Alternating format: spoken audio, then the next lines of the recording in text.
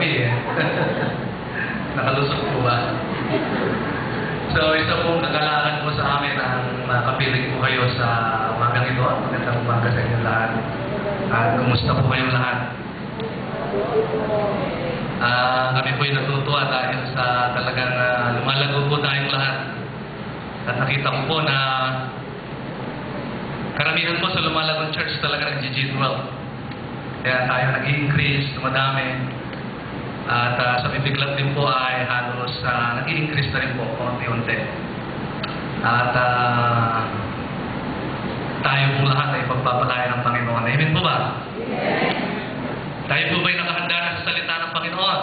Yes. Tayo po ba'y gising? Yes. Masaya po ba tayo sa umagang ito? Yes. Sabihin niyo nga po sa katabi niyo, masaya ka ba sa umagang ito?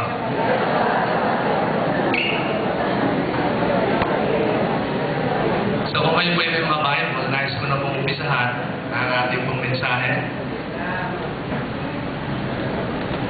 Dito po sa Matthew chapter 13, verse 44. Sa aklat po ng Mateo, sa kabanatang 13, sa mga talatang 44 hanggang 46 yan. Anong pong nalaman ko na ako mag-i-speak dito sa linggong ito, sabi ko ano kaya ma-i-share? Kasi kung about G12 naman i-share ko, alam nyo naman ay G12. Sabi ko ano kaya ma-i-share? So ito po yung binigay ng Panginoon. So Matthew chapter 13, verse 44.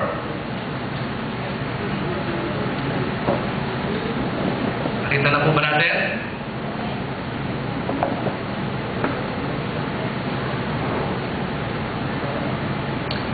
Sabi po rito, kung atin pong nakita na babasahin ko po, verse 44. Again, the kingdom of heaven is like treasure hidden in a field, which a man found and hid or hide. And for joy over it, he goes and sells all that he has and buys that field. So meron daw po isang tao na nakakita ng natatapong kayamanan sa isang bukid. Kaya sa tuwa niya, binenta niya lahat ng kanyang ari-arian at pagkatapos binili niya yung bukid na yon because of that treasure. Verse 45. Again, the kingdom of heaven is like a merchant seeking beautiful pearls, who when he had found one pearl of great price, went and sold all that he had and bought it. Meron din daw kung isang negosyante na naghahanap ng mamahaling perlas. Nang makakita siya, dinenta rin niya ang lahat ng kanyang ari-arian at pinili niya yung perlas na yun. At panghuling verse po ay i-quote ko na lang, hindi ko nababasahin. Medyo malabo na po rin kasi yung aking mata. Hindi ko po nadala yung aking reading classes. Medyo tumatanda na rin po ako. Ako po yung magpo-43 na. Matanda po ako ng 9 taong kay Mrs. Sabi po ni Pastor Elmer, pinakamagandang dalaga sa CEC. Praise the Lord for that. Palakpakan nga po natin si Lord. Praise God. Sabi po sa Matthew 6:33, yung ating muling verse, i-quote ko na lang, alam ko naman na alam nyo na po yun. Ang nakalagay doon, but seek first the kingdom of God and His righteousness, and all these things shall be added unto you. Yun po nakalagay doon. Sa Tagalog, ang sabi po, subalit, unahin muna ninyo na higit sa lahat ang kaharian ng Diyos at ang kanyang katwiran, ang lahat ng mga bagay ay ibibigay sa inyo. Amen po ba? Yes. Ay ba'y manalangin, Panginoon, pagpalain mo po ang iyong mga salita namin binasa. Buksan mo po aming puso at kaisipan at makunawaan po namin ang iyong mga salita at amin pong may pamuhay. Patuloy na lumago to win souls and make disciples. At patuloy na pagpalain ang buhay ng bawat isa, maging ang mga kabataan ito. I-bless mo sila at patuloy silang maglingkod sa iyo at unahin ang iyong kaharian. Salamat po, Ama, sa pangalan ni Jesus. Amen. So mga kapatid, ang gusto ko pong i-share sa inyo sa umagang ito ay the laws of the kingdom. Sabihin nga po natin, the laws of the kingdom. We are governed strictly by law. Heavens are governed by law, and this universe is also governed strictly by law, and nobody can violate that law. Pinag-aralan ko kung mabuti kung bakit may mga taong nabibigo at may mga taong nagtatagumpay. Yan po ang tanong ko sa Panginoon. Why so many people are failure? And why some are successful? Sabi ko, Lord, unfair ka ba? Bakit may mga taong naghihirap at may mga maginhawa? Ba't may mga masaya at may malungkot? Bakit may mga taong nagtatagumpay at bakit may mga taong nabibigo? Yan po ang aking tanong sa Panginoon sa mahabang panahon nung kung ako'y makakilala sa Panginoon. And I found out the answer. Kaya pala may mga taong nabibigo at may mga taong nagtatagumpay, consciously or unconsciously, because ang mga taong nagtatagumpay, they are obeying or they are in harmony with these universal laws, with the laws of the kingdom. Kaya may mga taong nabibigo, unconsciously or consciously, they are violating these laws of the kingdom. At ito po ang nais ko pong i-share po sa inyo ngayon. Madami po ito, pero ilan lang ang i-share po sa inyo. Sino po gusto magtagumpay? Amen. Sino po gusto magkaroon ng 12 disciples? Amen. Ng 144? Amen. 1728? Amen. So tayo pong lahat. Kapag po sinunod po natin ang mga laws na ito, tayo po ay magtatagumpay. Alam niyo po, bago pa tayo ipanganak ang mga laws na ito, andito na. Like for example, yung tinatawag nating natural laws. Yung natural laws po, andito. Ibig po sabihin niyan, ang lahat ng halaman, lahat ng hayop, yan po naturally nag-grow po yan. Hindi natin kailangan ipag-pray, Lord, lumaki nawa siya sapagkat that is the law. They are obeying the law, nag-grow po sila. That is the law of God.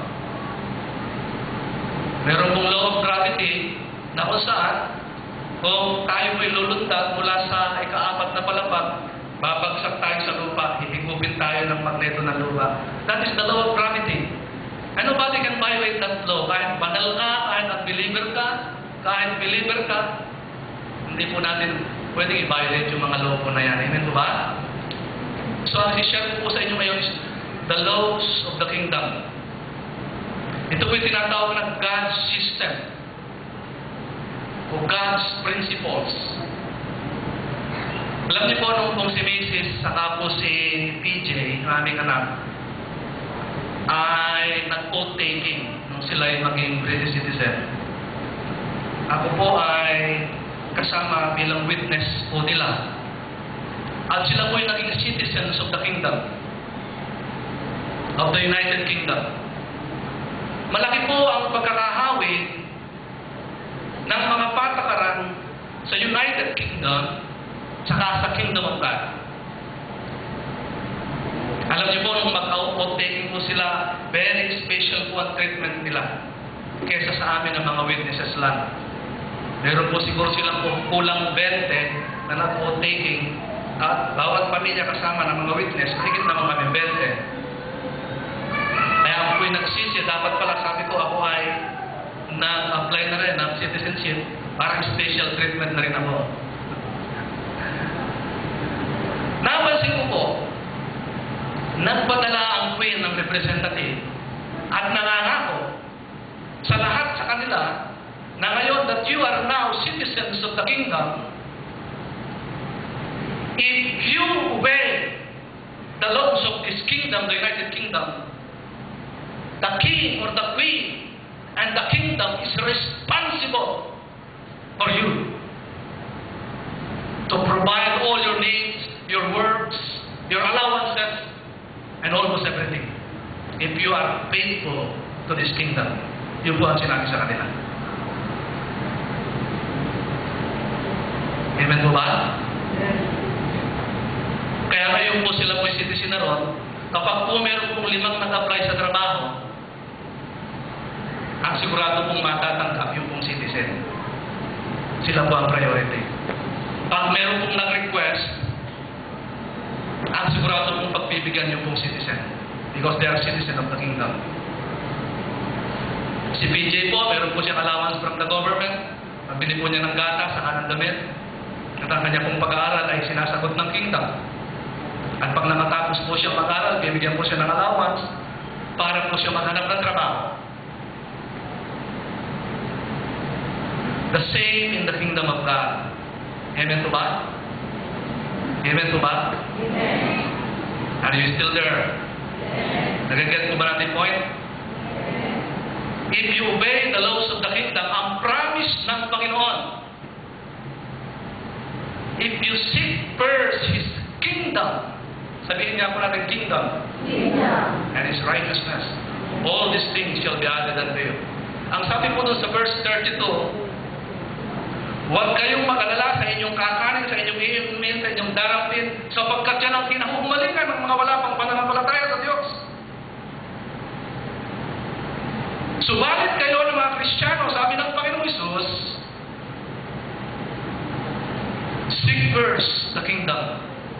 Ang pinagtataka ko po mga kapatid, ba't hindi niya sinabi na seek first the king of the kingdom? Hindi po ba yun ang mas tama? Amen po ba?